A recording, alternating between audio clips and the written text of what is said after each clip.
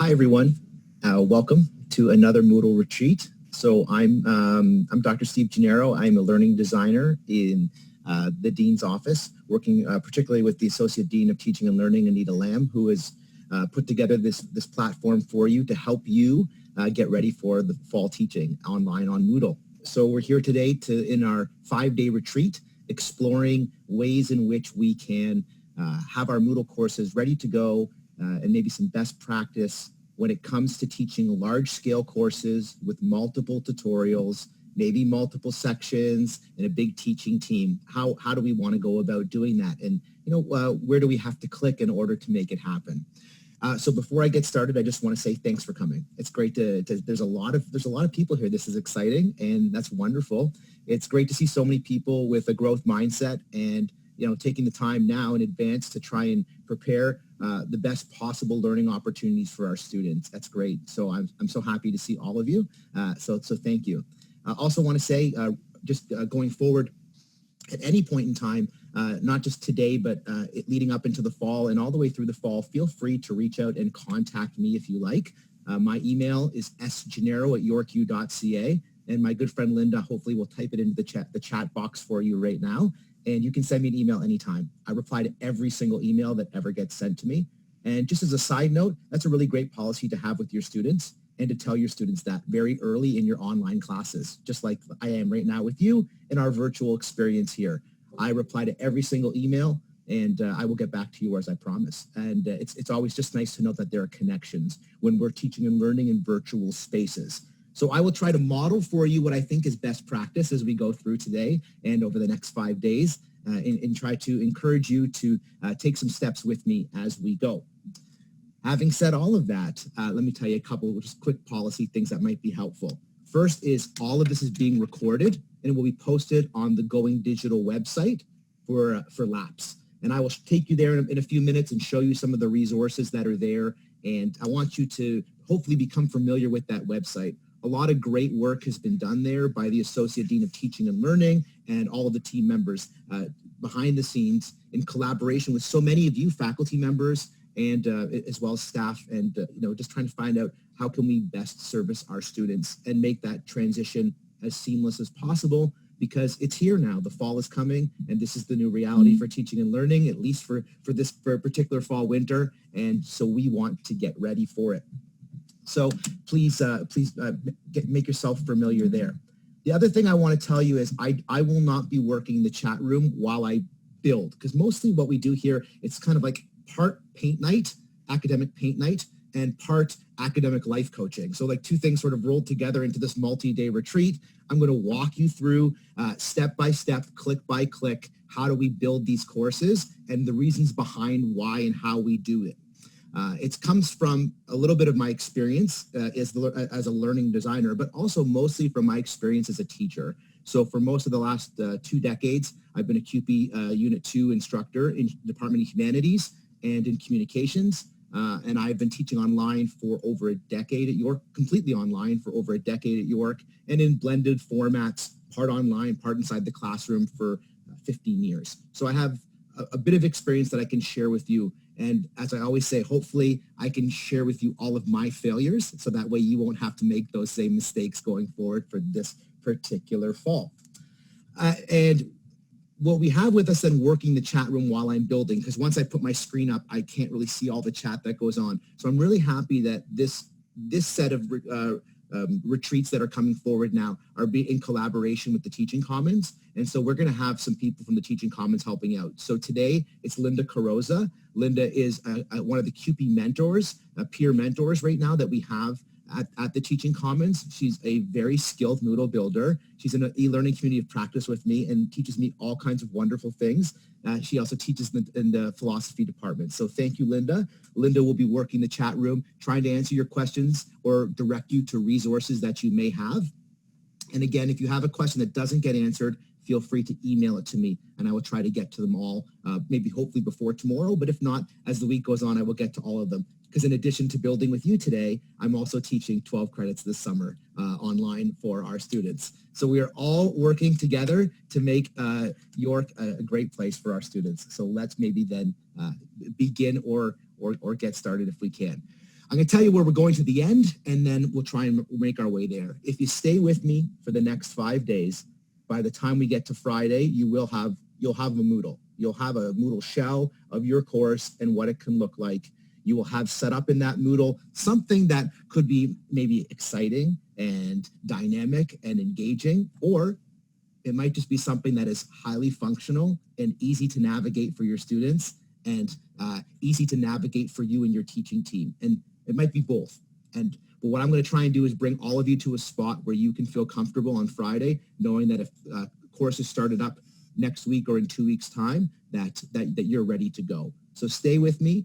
We'll click by click as we go. I'll try and give you as much information as I can. All of this will be recorded. You can come back and visit it again. And I know that I speak quickly. The good news is, as the Associate Dean of Teaching and Learning has noted, these are being recorded, and then you can go onto YouTube, the YouTube channel for Liberal Arts and Professional Studies, and there's a button there that you could actually click to slow me down by, I think, 20% or 25%. So Digital Steve, who you'll see maybe in future visits to this particular Moodle retreat, you can slow down. So I will do my best, and feel free to slow down Digital Steve in the future as well. That's also okay. All right. So let's talk a little bit about this Moodle retreat. When we sent out, I'm going to begin by just sharing my screen so that way you can see what I see and we can kind of talk or speak together as we go. Let me see which screen I'm going to show with you. Let's start here. Okay, I'm going to begin here. So when we sent out some communication from the Associate Dean's office, we suggested that this particular retreat that we're working on, here are the main ideas that we were going to cover.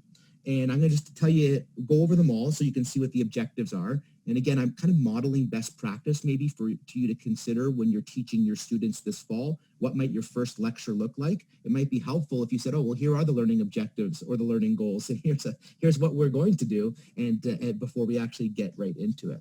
So we're going to teach you how to organize or set up your course, including how to create groups, because I know that this is a very important component to it.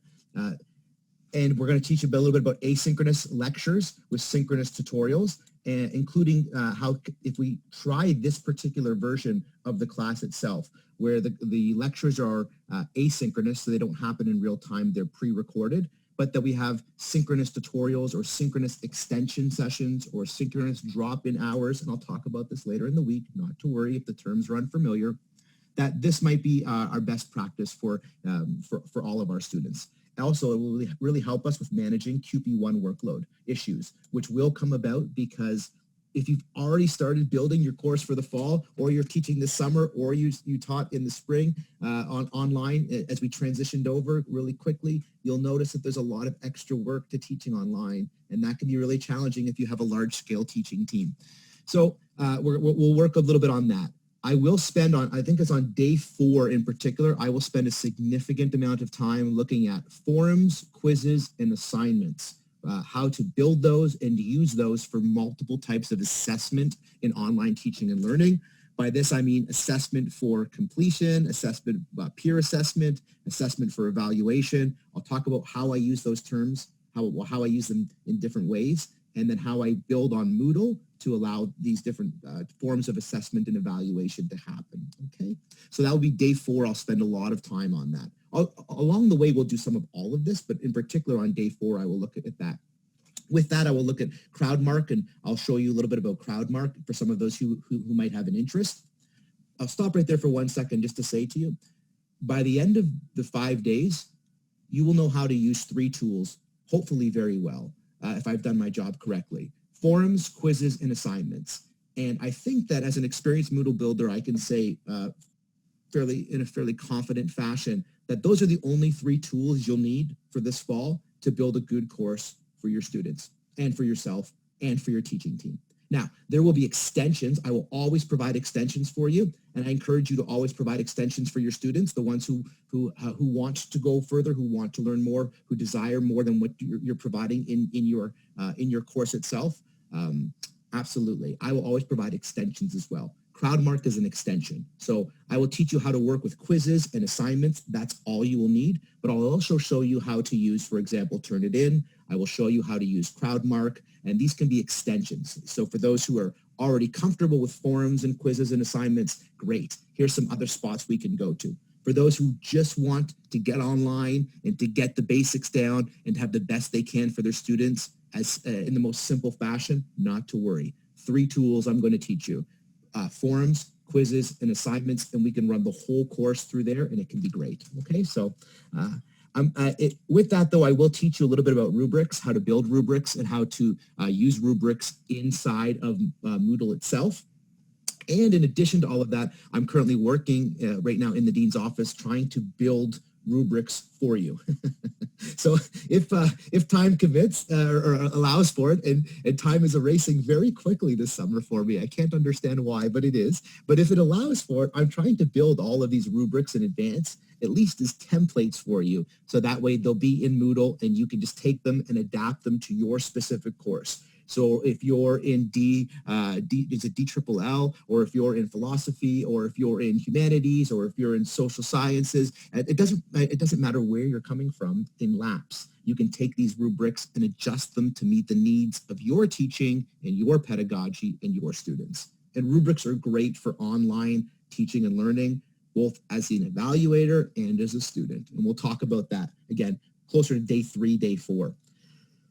Early on, probably day 2, day 3, we'll spend a fair amount of time on how to use Zoom, why Zoom can be helpful, ways in which we can use Zoom, and then, of course, how can we record our lectures? If we're going to be asynchronous and record our lectures in advance, how do we record them? And we'll talk about using Zoom or Camtasia TechSmith Relay, which York has. Maybe you want to use YouTube, or maybe you want to podcast. I mean, I'll show you a variety of different things. Maybe you want to work on Teams. I'm with Microsoft 365. If you've already moved over there, I'm going to show you some different strategies. And always, throughout the whole thing, I'm going to try to direct you as well to where the resources exist.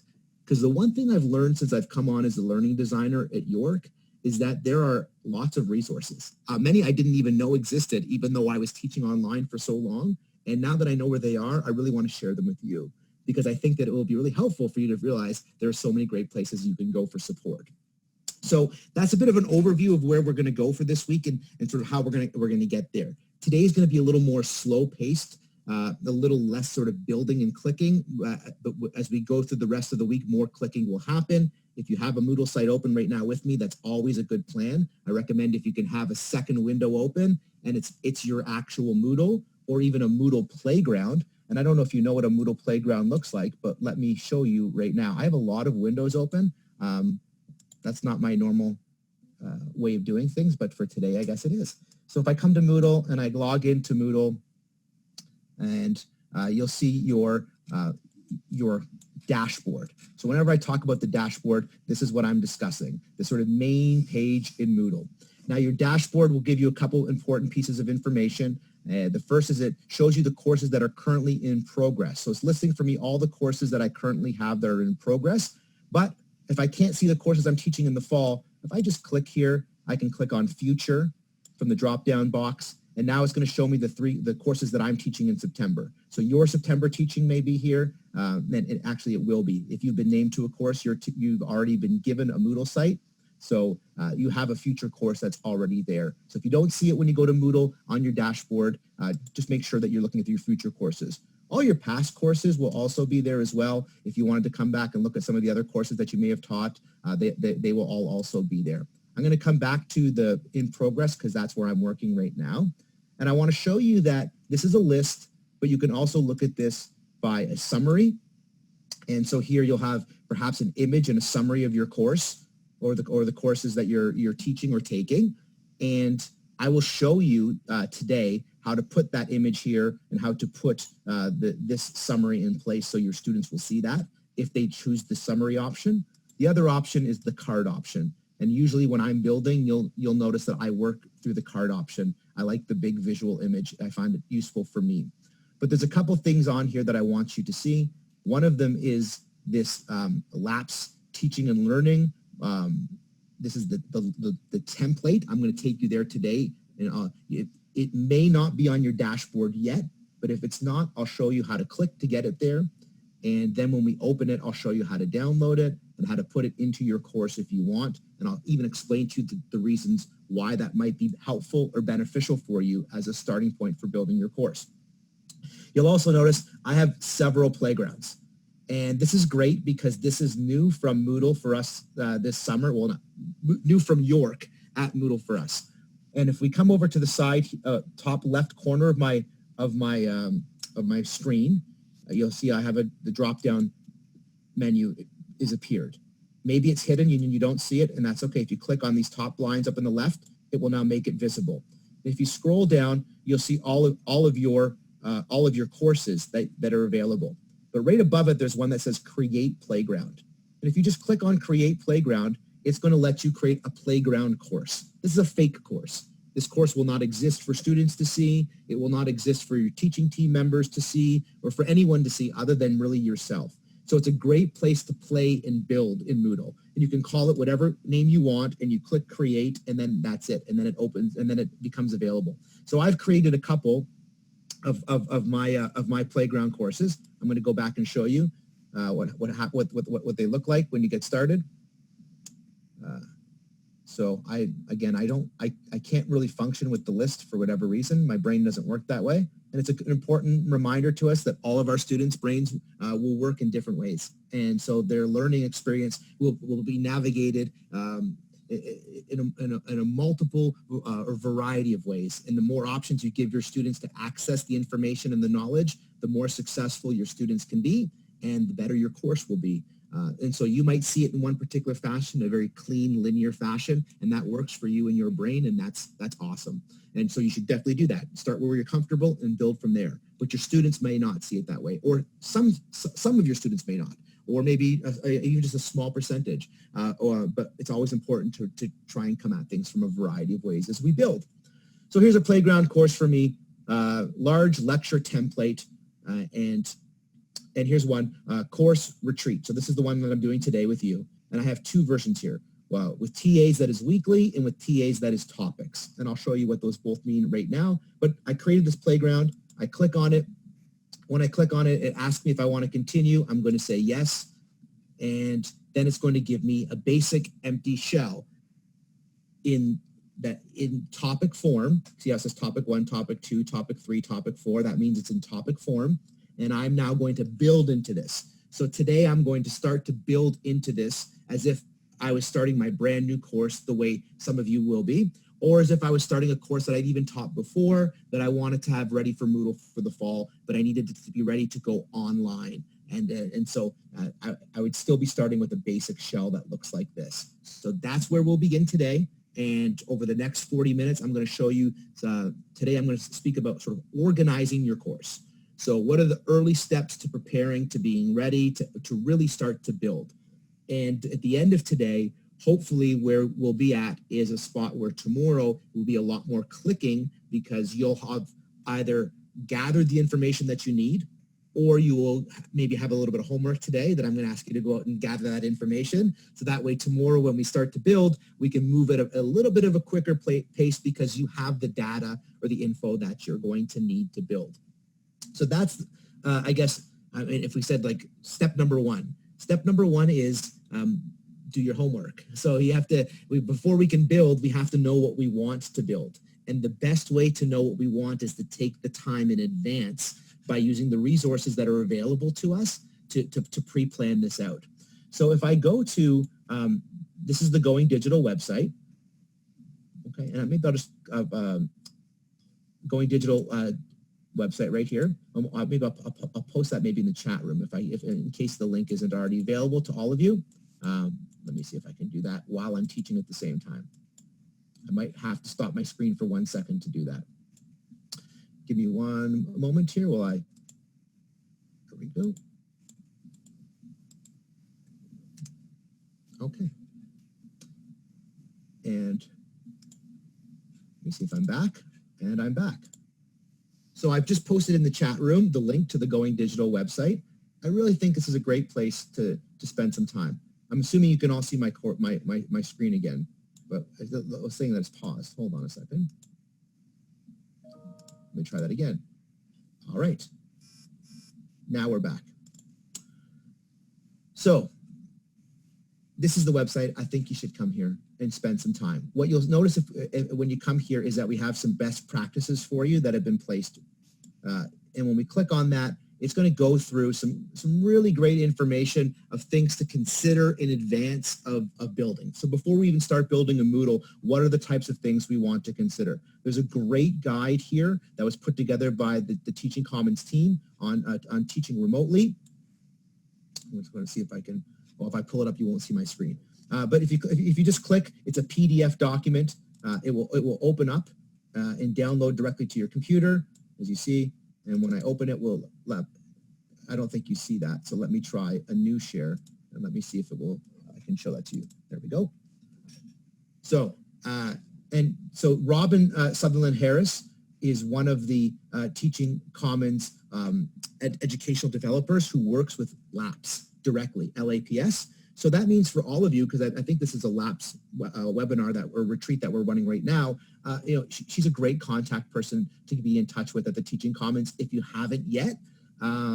She's teaching a variety of courses this summer. I'm taking a bunch of them, so I'm also taking courses. Everybody can take courses. There's lots to learn, and she's doing a great job. So I love taking Robin's courses. They're awesome, and I recommend them to anyone. So, but this is a great guide for us. I'll just scroll down and I'll show you the table of contents. So there's some ideas here of what you can see, and that will be very helpful. Okay, so all of that is a place where you can go and get some information from. So we'll start there. All right, I'm going to come back here and go back now into where was I before? All right. So now if we keep scrolling down, we're going to see some other important resources for you. Again, now this is the homework part that I'm talking about. We're talking about a course conversion plan, again, coming from the Teaching Commons that they've designed on how to take your course and move it online and this one here is remote delivery. And I'm going to say that most of you are going to be teaching remote delivery. Now, on the registrar's website, we have different distinctions of how courses are offered. And if your course is a large-scale course, which is why you're, I guess, here today, you have a teaching team, you have multiple tutorials, that course was probably scheduled to be a live course in a lecture hall with tutorials. If that was the case, then we're probably planning now for remote delivery this fall. That's the language, okay? The other one here is for designing an online course. That means in the registrar's webpage, when the students go to sign up, it has the designation of ONLN, and that means it's a completely online course from the beginning. So students signing up for it knew that they were signing up for a fully online course. And generally, those don't happen for year one courses. Occasionally, we might have a year one course that has multiple sections, and one of the sections might be offered online. If that's you, then you probably want to start with this template instead. But for most of us, we're actually taking a course that was intended to be delivered online. And now as a result of COVID and the circumstance that they brought about, we're now being asked to deliver that in a remote fashion. Okay, so we're gonna come here. And when we open this piece up, same thing, it will download straight to my computer. And I click on it to take a look at the document. And now I have to show you a different share. Where did that one go? Here we go, course conversion template. And now what it asks me to do in just a Microsoft Word document is sort of list the things that I was going to do in my original course and then walk through a process by just filling in the boxes of how valuable is it in the online learning environment, or how may I go about adapting it into the online learning environment. So I think that this is a really good idea for you to think about as an instructor if you haven't done this before. So if this is your first time moving to a remote delivery or teaching online, if you've never used Moodle before, this is a great place to start. Okay. If you've used Moodle before, maybe you've uploaded syllabus there, lecture notes you've put there before, you communicate with your students there, maybe even have a forum, this is still very helpful if you haven't moved your assignments there before. If you've done online assessment before with quizzes or assignments or turned it in before, you'll probably have already gone through this process, but it doesn't hurt to revisit it. And what I will say is I do this every term. So and I've been teaching one of my courses, which I'll show you throughout the week. I've taught 19 times online, fully online 19 times, 19 different times. So I have 19 different sections of it that I've taught. And I always try to go through this process as I reflect on how do I make the course better or more accessible to my students, of sort of what are the things that I'm doing or that I did well in class. Because I think of myself actually as a classroom teacher. Pardon me for the noise. I hit my ring against the mug. I think of myself as a classroom teacher first, as an instructor whose energy and engagement with my students, I would like to think was dynamic and encouraging to students to bring them to lecture. And I always thought that that's what made me a good teacher. Life transitioned me into online teaching and learning, and I developed a different skill set. But what I have learned is when I continue to reflect back on what did I do well in the classroom, that there are ways to adapt some of those things into the online learning environment. And so this reflective process can be very helpful. And as a pragmatic component, I did this. Can I do this? Yes or no? If I do it, how do I do it? Do I check here? Do I check here? Do I check here? Absolutely. I'll walk you through that all this week. But there's also a sense of reflection here, which is really valuable for us when we want to think about our teaching and learning and moving into online. This self-reflexivity is very valuable in terms of helping to sort through what are the best parts of our course, what are the things we really want our students to learn or take away from this course, and then how can I best deliver those to my student using my best talents and my own unique talents, which will be different from instructor to instructor. Okay, and that's why one sort of one template for everyone doesn't work. Of like everybody does the exact same Moodle. It can't work because we're all different instructors and we have a series of different learners. But we can't have a starting point or of guidelines that we all build out from, and that's what we're trying to do here. Okay, so I'm going to stop that one and go back again to my where was I? I was here. Okay, so again, back to our going digital. We have our course conversion plan template. I really recommend you go there. There's some information about your lectures and about how to do that, and we'll go through a lot of this. So if you want more information, it's all on here. The Associate Dean and the team have taken a great amount of time to build this for you. And again, it's a little bit text heavy, but the information is there. So you can take the time to go through it at your own pace for how you might think about your course going forward. But we're going to do some of it right now. So all the way through, you'll see all of this. But also on this website, if I go back now, when it comes time here to building a Moodle course, which is what we're going to do this week, what you'll find is on this one web page, we have provided for you a whole bunch of really sort of clear guidelines on how to take your course from last year and move it forward this year. So if you've taught in Moodle before and you have some Moodle stuff there and you want it for this fall, you don't have to email eServices to get that done. We can do it ourselves. I'll show you how to do it this week, but there's step-by-step guidelines here. Also, what we have for you, if we scroll down even further, is the Moodle template, which I'm going to show you today before we're done, how to get this template and put it into your course. And there's already a video on the Going Digital website where I go through step-by-step how to do it as well. And I'll show you where to find that today. And this will help you because in this Moodle template are all kinds of policies for your students that are sort of departmental maybe, or certainly faculty-wide and university-wide that might be helpful. And you have the option as well to add to those policies or to delete the ones that you don't want in your Moodle site, or to change the wording that works better for you. And it will show you how to get in there. And then if we scroll down even further, you'll see from the last Moodle retreat, here's where the videos are. I walk you through how to get the template itself, how to add the template into your course, and you can just click and watch. And then in addition to that, there's some other videos here, how to record your meetings, how to add closed captions to your videos, how to embed your videos in your Moodle course. A lot of questions that I get asked.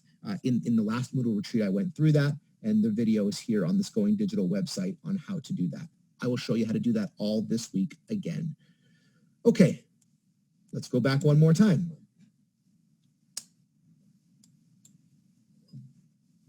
Here we have course outline templates, and this is, I guess, your homework for tonight.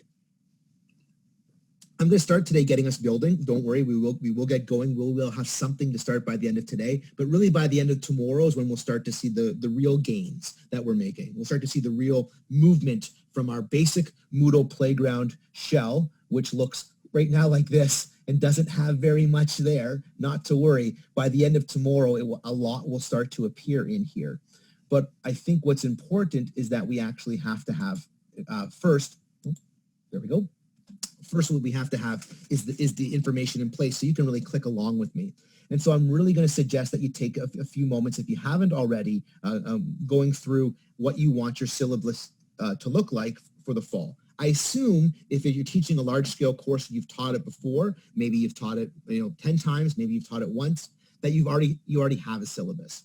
And so we're doing that conversion from the classroom to the remote teaching. Great, that first document's really helpful. But we also have here, if I'm going to click on it, and it's going to, again, download into my computer, and I just click to open it up, and I'll show you what it looks like.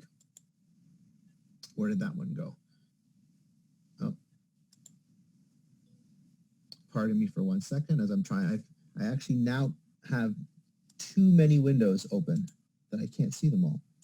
Labs remote course, I think this is the one.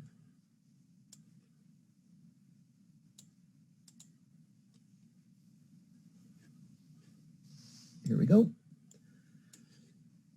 And I just want to make sure I'm sharing you the proper screen. Popping out for 1 second while I turn it back in again to make sure I gave you the right screen, because I actually have too many windows open. Okay, there we go. So another great tip is never have so many windows open when you're trying to teach to your students online, because it can be confusing as to which ones you're supposed to be showing. Okay, good. That's what I'm here for, again, to help show you through my own errors, the errors that you don't have to make. It's a great model for teaching and learning. So this is, I guess, a syllabus template for you. There's a lot of information here that might be valuable. You'll see that we've highlighted some of it that we think is important for reading, and we've put in brackets things that like hard brackets, things that you can kind of take out or delete or reword if you want. You can obviously at any point in time delete any of this, use any of it, or not use any of it. It's a template, so it's there as a guideline to help you. Right? That's what we build these resources for, not to force you to use them and hard-handedly say everybody must do this. Rather, we put it in place as an opportunity to help you have just access to the information so that you can build your best courses.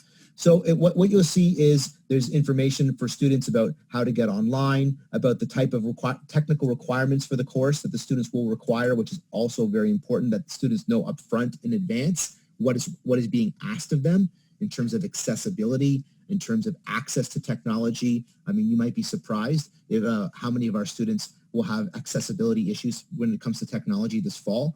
Some of it might be financial, absolutely.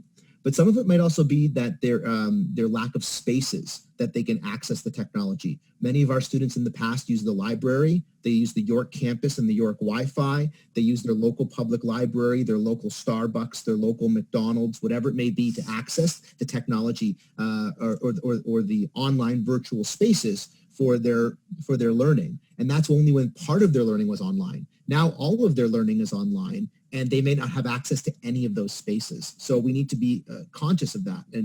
And so it's good for the students to know in advance what their needs are. In addition to that, I will tell you, in September, when my kids go back to school, it is challenging to have access to a computer in my house to do my own teaching, because my partner's a teacher, and then my kids are all in school. And so they have times when they have to be on, and they have their Google Classroom or their Zoom that they have to be a part of. And how many devices do we have in our house? How many, so who is living with your students, and how many devices do they have, and how are they sharing those devices, and how are they sharing that bandwidth as well, right? So, I mean, it might work for you that your lecture goes live Monday mornings at 11 to 12 or 11 to 1, but I mean, can all of your students actually make it during that time? And what type of pressures are we putting on them to insist that they are always available in a synchronous and live fashion, when, again, there are so many barriers to technology in teaching and learning, especially during COVID times, that we have to be cognizant of. So not just financial, but also spaces,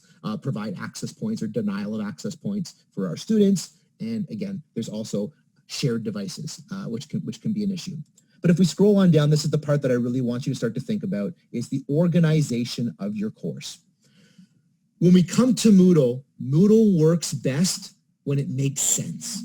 And what I mean by that is when the directions are clear to students, what it is that they're being asked to do and how they're being asked to do it and how they will be evaluated on it. So we want that clarity in the beginning before we even start building. For many of us, me included, a lot of my Moodle experience is actually week to week. Every week, I'm up like till whatever hour of the night before my class, getting the last little bits of resources together to post them. I mean, the first time you do something, it tends to be like that. Even when the first time I would teach a course in a lecture hall, I mean, I'm often writing the lecture, the last parts of my lecture, if I'm in a good spot on the bus. If I'm in a bad spot, I'm writing the whole lecture on the bus on a napkin. Now, those days have passed. But what I'm saying is the more you have ready in advance, the better the lecture is. The lectures that I wrote before I got on the bus tended to be better lectures than the ones that I wrote on the bus. Same idea here online. We want to be able to think through in advance how our course will be organized. We want to think through in advance what our course objectives are going to be and our learning goals are going to be. And then we want to be able to clearly articulate that to our students in advance so that they see. This is a suggested possible schedule that the dean's office has put there for you to think about, some ways to think around this idea of teaching remotely and how to articulate that remotely to our students. Again, you have lots of time to look through what this might look like and to think about what works for you. But the idea here is we're actually just building a syllabus. So take your existing syllabus that you have for your homework, to open up this document if you can, and go through the two of them together and see if you can come up with maybe a blended form, blended between what works on this document, which will be helpful to you, and what you have on your existing syllabus. Because if you can come back to me tomorrow on day 2, and all of this policy, by the way, academic honesty, Turnitin, online proctoring, all of this is all in the LAPS template, which I'm going to show you how to put into your Moodle. So you don't necessarily need it on your syllabus if you have it on your Moodle site using the template. Okay.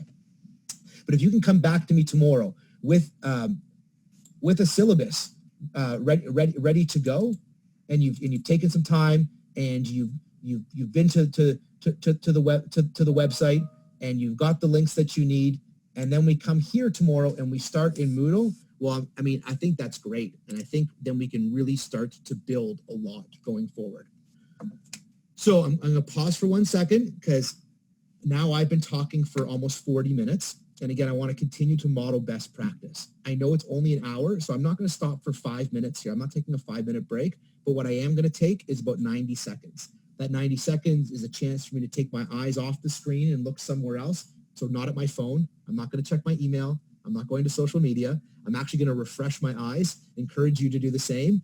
I'm going to stretch my body because I've been sitting in the same spot for 40 minutes, and that's also uncomfortable. I'm going to have a drink from my cup of coffee or my glass of water. I might put a little bit of food into my mouth off of camera, and then I'm going to come back and start again. And I think when we talk about sort of chunking lectures or breaking up lectures or having smaller sessions, this is a scaled down version of that I want to demonstrate. One person talking straight for 1 hour or 2 hours, it's not healthy for anyone. So I'm going to take 90 seconds now. I encourage you to do the same. Feel free to turn off your camera. Your microphones are already muted. Turn off your camera if you want the privacy. That's totally acceptable. I'm going to stop my screen share. I'm going to turn off my video and my microphone so I'm modeling the same thing. And in 90 seconds, after I've stretched my body and my eyes, I'm going to come back.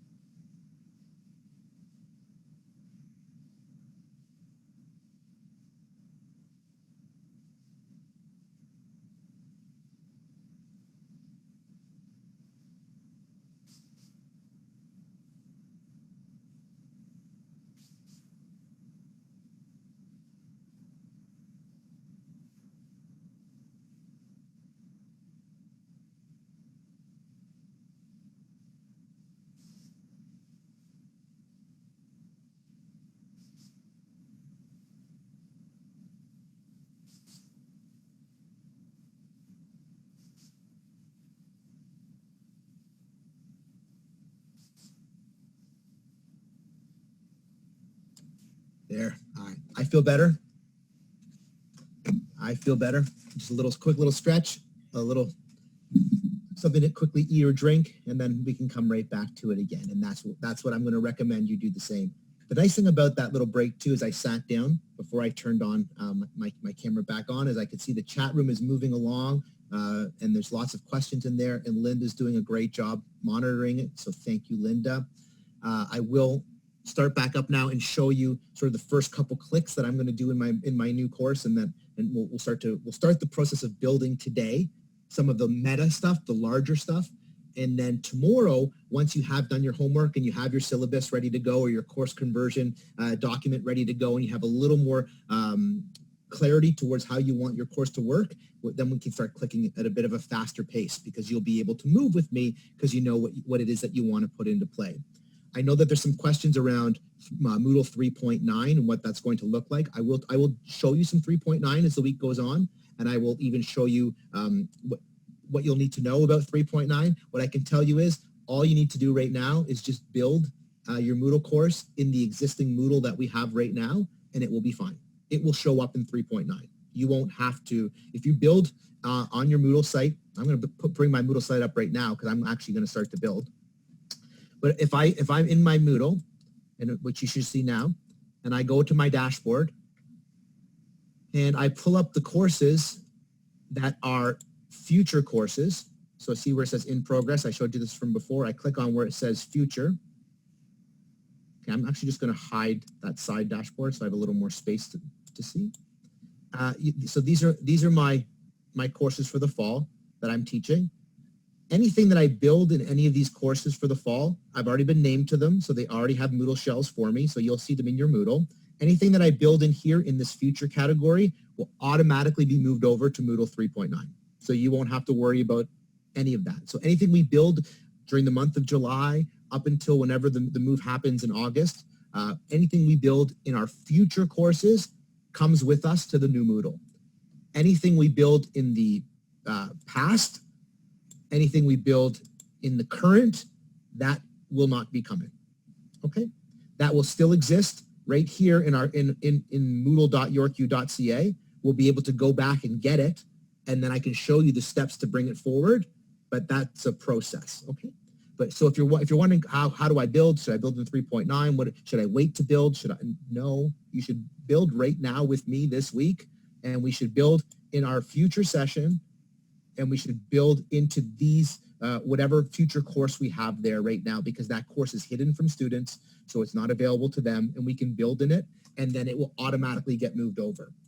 If you're nervous about making a mistake or doing something that you don't want students to see, or your teaching team, or that's not a problem. Again, I come back over here, I create myself a playground.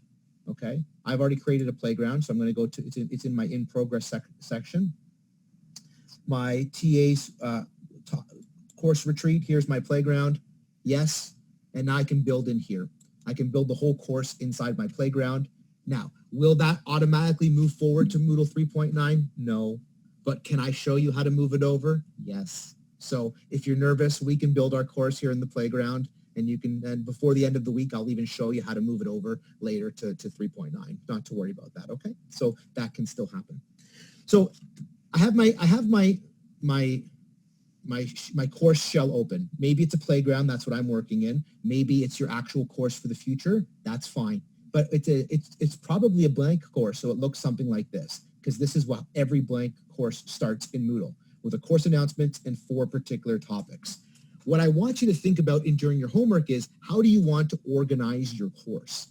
I think there are 2 main ways to do it, and there are benefits to either. And I think it really depends on who you are as an instructor. And I'm going to show you how to build with both of them, and it's pretty much exactly the same. The difference is, do you want to structure your course by topic, or do you want to structure your course by week? That's really the big deciding factor here. If you were just to do it by topic, so maybe some of your topics span more than 1 week. So maybe in the course that you're teaching, you are looking at, we're talking about technology, and maybe this month or the current topic is the iPhone. So maybe instead of just having 1 week where I look at the iPhone, I have 3 weeks where I look at the iPhone. Well, then it makes sense to organize my course by topic. I can still, inside of my topics, subdivide by week the work that gets done every single week, and I'll show you how to do that. But it makes sense for the students to have everything organized by topic if you're going to go more than 1 week on a single subject matter. If you have the type of syllabus where every week it's a different topic, and so, September 10th, we're doing this, September 17th, we go here, September 24th, we go here, and that's what your syllabus looks like, and we're always moving from topic to topic to topic, that's okay too. But what I'm going to suggest is a different format. So let me show you what that looks like, okay?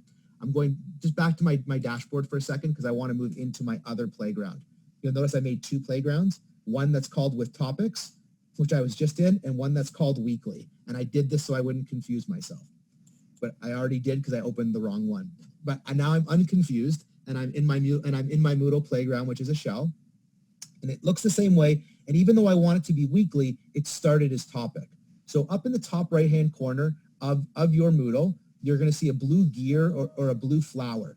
And when I click on that blue gear or blue flower, it allows me to do some things. The first thing it allows me to do is turn my editing on. And so whenever I'm going to be building, I'm always going to start by turning my editing on. Now, for those of you who are asking about 3.9, the nice thing about when we get to 3.9, which is, if you're saying, what's 3.9? I don't understand. Why does it keep saying that? Right now, the Moodle version we're using is an older version. A new version has just been released, and we're at York going to start enabling the new version for this fall. It's called 3.9. Right now we're in 3.7. Those numbers don't really mean anything, and not to worry about it. It's just a version number. And what will change on your end is actually nothing. What will change on behind the scenes is a significant amount, but it's much more user-friendly. So, for example, right next to this gear button that's right here right now, where I had to click on to turn my editing on or turn my editing off, there's actually a button that just says turn editing on. So I can just click that button instead. So when we come to build in 3.9, we'll look for that button, and I'll show you that because I'm going to show you 3.9 tomorrow when I'm building more. But for now, I'm just turning it on. So I turn my editing on, and what you'll see now is everything looks the same, my course announcements, my topics, but now I have the opportunity to add and to edit. Now, that's for building inside my course. But we have to start by building sort of the meta, right? We have to do a little bit work above that. So at that same spot where I turn my editing on in the top right corner, where that gear is, underneath it says Edit Settings. And that's where I'm going to click. And Edit Settings is the entry point into sort of the overarching settings of my individual course. And so there's a couple things that we want to do. We have our course name. This is largely set by the ARM system. So when your course is set up and you're named, it populates in here. The visibility is hidden from our students, which is always good, until we're ready to actually start the course. And when we want to start the course, we have to remember, believe it or not, to come back to the same spot and move it from hidden to show, from hide to show. If we don't, our students are not going to be able to see the course. And I can't tell you how many times I've forgotten to do this. I mean, even as an experienced Moodle designer, I get emails on the first day of class saying, hello, professor, is there a Moodle class, and when will it be available? And I'm always like, it is available. I built it last week. And then I go in and, of course, I've forgotten to go from hide to show. So we all do that. You have your course end date and your start date, and those, I believe those are generally actually pre-populated for you as well, based on the session that your course is in. So you shouldn't have to think about that. But here's where you get a per course description. So if you remember back at the very beginning, I showed you the list of my courses. And one of the options was summary, and it had a little image, and then it had a bunch of text. Here's where that text goes. So you type in your course description into this box right here, whatever you want to type it in, okay? And off you go. And then once you're done that text will appear for students if they click on the description component of Moodle. Same for course image directly underneath. I can add an image. To do that, I would click either this piece of paper right here, or I could go and take a file on my computer and drag it and drop it into this box. They both work the same way. I would click upload a file. I would browse my computer to pick the file that I want. So let's browse my computer. What do I even have on here? Here we go. There's my office space that you're looking at right now. This is the office space. That's my backdrop for today. But let's pretend that's my image for the course. I select it. I have to select the copyright status for that image. Now this is an image that I took from public domain. And then I'm just going to click upload this file. and now my image is there. So now I've come to the main spot. I make sure I have a course name. You can shorten the course name. I'll talk about that tomorrow. I have some ideas on that when we're building. You put your summary in. You have your course image that you put into place. And now we come to course format. If you decide that you want to work weekly, you have to change from topics to weekly. Okay? It's actually that simple.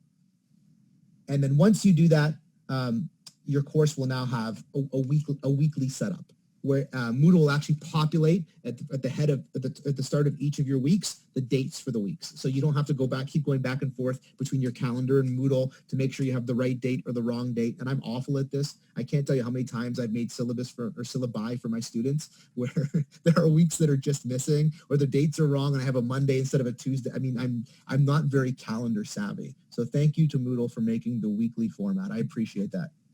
But if you decide you want to do topics, then you just leave it as it was before in the topics format. Okay. And for those of you who want an extension, something a little bit savvy, towards the end of the week, I will show you the menu tabs section. So this is a new one, new to us at York. It's existed at Glendon for a while, and I'm going to show you what that can look like and some of the options there. So I can build my whole course in the basic format topics. That's how it comes. I can change it to weekly if I want to go weekly, and that's good enough. That's more than good enough to run your course, okay? And then your course will be great. If I want an extension, I want to push myself, I want to do more, I'm already comfortable, and I'm ready for something new, we can play with menu tab, okay? So that's what we're going to deal with this week. And I know if you've come to some of my earlier webinars, I've showed you how to use collapse topics, and I've showed you how to use grid format, and those are also good. I mean, all of these are great ways to do it. I'm going to work this week with topics and weekly for the larger class that we're working in. Last couple quick things. When we look down here, show gradebook to student. This is an important piece of information. It determines whether or not students can see their own grades, not other students, just their own grades as you grade things. I think in COVID times, it's very valuable to have this in place. So I would encourage leaving it on. Some people prefer not to have it on. They like to just disseminate grades in a very particular way and they want to control how that happens, and that's fine. But this is where you turn that on or off. As a default, it will be on. Your students will have access to their own grades in the Moodle gradebook as you put them in, okay? So only once you put them in and you make them available will students then be able to see their grades, but they can only see their own. And the other part then is show activity reports. This you can turn on that allows you to see whether or not or students are able to check. I'll leave that for a second. I'll leave that off for a second because that goes with here with completion tracking. And if we want to enable completion tracking, I'm going to say yes for this week because I'm going to show you how to use completion tracking. If you don't want to, then don't worry about it. Okay. You don't have to. It's not necessary. I like it. I think that it's helpful for students, but I've had some people tell me that they don't like it, and I've had some students tell me that they don't like it, that it gives them anxiety. So feel free to also, on or off. It's really up to you, and I'll show you how it works tomorrow and the value of it. The activity reports then are what's going to populate down the side for students to see what's going on in the course as it's happening, as things are being updated. Here's the most important part. You are teaching multiple sections or multiple tutorials. So you need to turn groups on, okay? This is really, it all hinges on this one step right here. The next 4 days will not make a lot of sense from my standpoint, what I'm doing, and it will not be great teaching to you if I don't teach you this one. We have to turn our groups on. I'm going to select separate groups, okay? I would suggest separate groups because what we're going to do is we're going to take our tutorials and put them into groups. And I'll show you how to build that tomorrow. Again, it'll be nice and easy. And then we can have one main Moodle shell for our course. And then each tutorial can have its own sort of part within the main Moodle shell, within the main Moodle course. So rather than having 10 Moodles or 14 Moodles or 20 Moodles, depending on how big your course is and how many tutorials there are, we'll have one Moodle. And I think this is really important to stress because in the past, we could do things a variety of ways. However, our students generally had maybe 1 or 2 courses that were using Moodle. The data just shows us that a large number of our faculty were not on Moodle at all. So a lot of our students weren't using Moodle. Come the fall, though, our students, and especially our first-year students, who won't even know what a Moodle is, who will have never been to university, and who haven't been inside of a classroom for months because they're coming from COVID from their own individual schools and are coming to York and will not have the York campus or the York community to support them. None of those parts will be in place, okay? They're going to have 5 Moodles on their screen when they log in to their dashboard because they're taking 5 courses in their first year. And maybe their course has a lab, or maybe it has a tutorial, and those all have Moodles as well.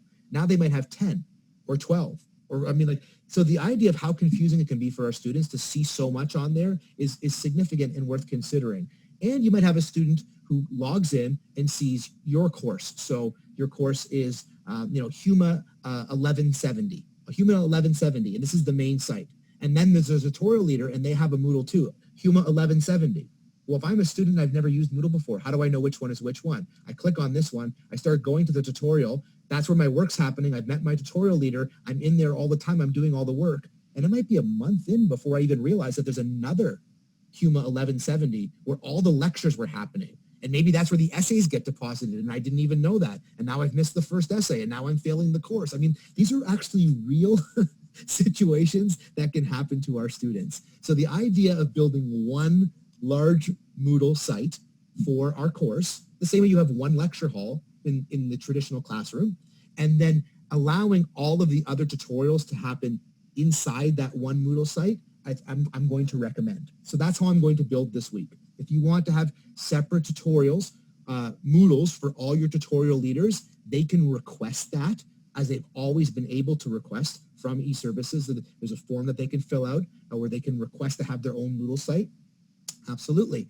But what I'm going to suggest and how I'm going to build this week is one site. So you're the course director, you have a teaching team, we're going to build your site, and the teaching team's going to work in your site. Okay, and I'm going to show you how to do that. But to do that, we need separate groups.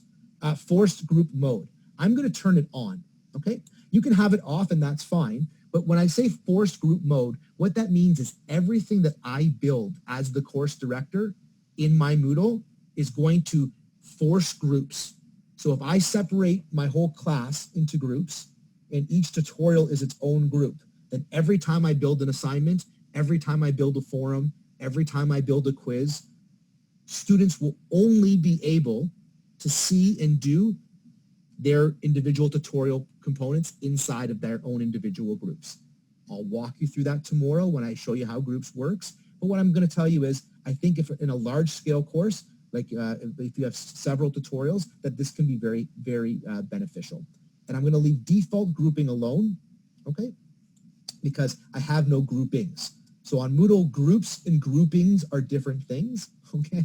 Just to confuse us. We're going to talk about groups today, but we will probably talk about groupings later on, because your tutorial leader might say, well, how do I make groups inside of my tutorial? And it's like, oh, okay, we'll have to talk about that. Now, role renaming, you shouldn't have to worry about, and I'm just going to click Save and Return to the course. So if you've clicked along with me right now, we've started a little bit of the meta for our course itself. What this means is tomorrow now we'll be able to build the groups and we'll be able to start to build our course. So today, if I in the top right where my image is, in the top right or where your name is, if you click that, you can scroll down on the drop down menu to switch role to. And if you click on switch role to, it will show you, well, if you click on student, what the student sees. So as we build, we can always come back to see what the student sees. Right now, that's what this, why is this, oh, what did I do to make the student see that? That's really pretty. Oh, that's my office. There we go. And here's the start to my course. I know what I did here though, because I'm a bad teacher. I'll go back to turning my editing settings back on again. And I will scroll on down here. And I have my course format, and I had put the menu tab format on, right? Because as soon as I looked at it, I said, wait a second, that's not what Weeks is supposed to look like. So there's a little cheat for you. So you wonder what menu tab looks like for the people who say, oh, well, Steve, you told me an extension. What does it look like? Well, you just saw. It has some sort of visual clarity to it, and it can be really pretty. So we'll come back to that. So I'm putting it on weekly. And I have my appearance here where my grade book is on, my activity reports are on, my file uploads. I should have told you this as well. I want to up that. I want to make it 2 gigabytes. Right now, 100 megs. 100 megs is fine. Really, you shouldn't need more than that. But I'm just going to move it up to 2 gigs so my students can do more. I told you I'm going to turn on completion tracking for me today. I'm going to make sure I have separate groups. I'm going to make sure I'm forcing that group mode. and I'm going to save and return. And then this is why I always go and check with the student Cs, because again, even experienced Moodle builders always make the same mistakes. And one of mine is I forget what I'm doing because I'm talking and building at the same time. And I click on student to see what the student sees. And so this is what the student will see. And now here are my weeks, and they're set up and they're ready to go. And it just starts from the calendar, from the start date of my course until the end date of my course for as many weeks as I want it to be. So tomorrow I'll show you how to set this up for your actual course that begins in September and ends in April, and how to build groups for it. And then as we keep going, I'm going to show you how to bring your syllabus in, how to import the template so you have all the course policies there, how to record a welcome message using Zoom or Camtasia or Moodle itself or your phone and YouTube. I'm going to show you how to embed those videos directly onto the Moodle site for your students. I'm going to show you how to set up your office hours, a scheduler for your office hours for your students, office hours for your tutorial leaders, the different tutorials on your Moodle for spaces for all your different tutorial leaders to work with their students. I'm going to teach you how to use forums and quizzes and assignments. I'm going to show you some extensions to build out from there, including CrowdMark. I'm going to demonstrate and show you how to build and implement rubrics into the course that we're working with, how to teach with Zoom, and how to really, by the time we get to Friday, if you follow along and click along and you do your homework tonight by getting your syllabus ready and your course conversion document ready, by the time we get to Friday, your course will be largely in place and structured and ready for you to go for the fall. So having said that, I'm at my 1 hour. Thank you. Thank you to all of you. I'm going to stop my share right here. I'm going to pause my share and then stop my share. Thank you to all of you for coming today. Linda's going to grab all these questions for me, and she's going to she's done a great job in the chat room. So thank you, Linda. Thank you to Emily and to Sonia as well, who are working behind the scenes to get this ready for you and out for you. Our goal is to get this up onto the Going Digital website very soon. I mean, we're aiming for today, so we're trying to go every day to get them up so you can review them. And I'll be back tomorrow at 11 o'clock where we will start building, and you'll have your syllabus with you, and you'll have your Moodle up in front of you, and we'll go together click by click by click. Linda will help to direct it, or actually tomorrow Robin will be here from Teaching Commons, and Robin will help to direct you to more resources if you need them. I will try to answer as many of these questions as I can. Feel free to email me, sgennaro@yorku.ca. And the last thing I want to say, and this is the most important piece, be kind to yourself, right? Be kind to yourself and to each other. I mean, these are challenging times. We're being asked to learn new skills. We weren't trained with these skills when we went to grad school or when we took our first position as a contract faculty or as a grad student or as a full-time faculty member. We've been thrust into a space where we're asked to take on a series of new roles with new skills.